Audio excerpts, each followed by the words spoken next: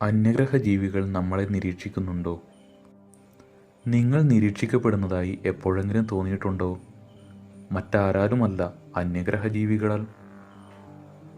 എന്തിനായിരിക്കും അവർ നമ്മളെ നിരീക്ഷിക്കുന്നത്? അവർക്ക് നമ്മളെ പേടിയുണ്ടാകുമോ? നമ്മുടെ ഓരോ നീക്കവും അവർ ശ്രദ്ധിക്കുന്നുണ്ടാകുമോ? അവർ മാനവരാശിയെ പഠിക്കാനോ നമ്മുടെ സാങ്കേതിക വിദ്യയിൽ നിന്ന് പഠിക്കാനോ ആഗ്രഹിച്ചേക്കാം. അല്ലെങ്കിൽ അവർ നമ്മളെ ആക്രമിക്കാൻ പദ്ധതിയിട്ടിരിക്കാം. എന്നാൽ അതിനു പകരം നമ്മൾ അന്യഗ്രഹ ജീവികളെ ആക്രമിക്കുമെന്ന് അവർ ഭയപ്പെടുന്നുണ്ടാകുമോ?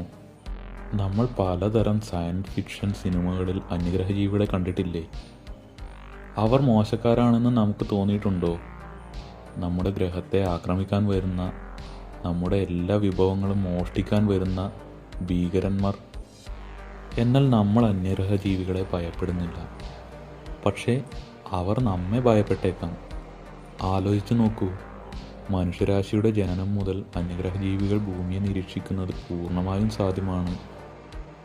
തുടക്കം മുതൽ അന്യഗ്രഹ ജീവികൾ ഭൂമിയിൽ ചുറ്റിത്തിരിഞ്ഞുണ്ടെങ്കിൽ മനുഷ്യരുണ്ടാക്കുന്ന എല്ലാ ഭയാനകമായ പ്രവൃത്തികളും അവർ കാണുന്നുണ്ടാകും. വനനശീകരണം, മലിനീകരണം, യുദ്ധം. മനുഷ്യർ നിരന്തരം പരസ്പരം കൊല്ലാൻ ശ്രമിക്കുന്നു. ചരിത്രത്തിലുടനീളം ഏകദേശം 1 ബില്യൺ ആളുകൾ യുദ്ധത്തിൽ മരിച്ചതായി കണക്കാക്കപ്പെടുന്നു. അതിനാൽ തന്നെ അന്യഗ്രഹ ജീവികളുടെ കാഴ്ചപ്പാടിൽ മനുഷ്യർ ഭയപ്പെടുത്തുന്നതും അക്രമാസക്തരുമായ ഒരു ജീവിവർഗമായി അവർക്ക് തോന്നിയേക്കാം. മനുഷ്യർ എങ്ങനെ പ്രതികരിക്കുമെന്ന് ഭയപ്പെടുന്നതിനാൽ അവർ നമ്മളോട് ആശയവിനിമയം നടത്താൻ ആഗ്രഹിച്ചേക്കില്ല.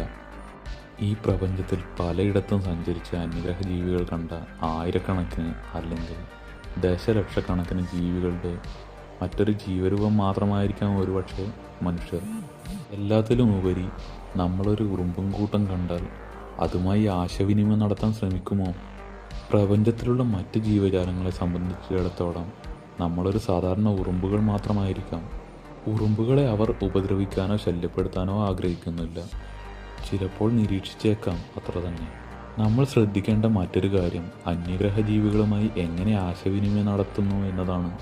ഒരു പക്ഷേ ഉറുമ്പുകൾ നമ്മോട് ആശയവിനിമയം നടത്താൻ ശ്രമിക്കുന്നുണ്ടാവാം.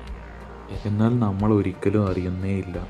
അന്യഗ്രഹ ജീവികളും മനുഷ്യരും തമ്മിലുള്ള ആശയവിനിമയവും അതുപോലെ തന്നെ. അന്യഗ്രഹ ജീവികളുമായി ശരിയായ രീതിയിൽ ആശയവിനിമയം നടത്താൻ നമുക്കാവുന്നില്ല. നമ്മൾ അവരുമായി സമ്പർക്കം പുലർത്താൻ ആഗ്രഹിക്കുമെന്ന്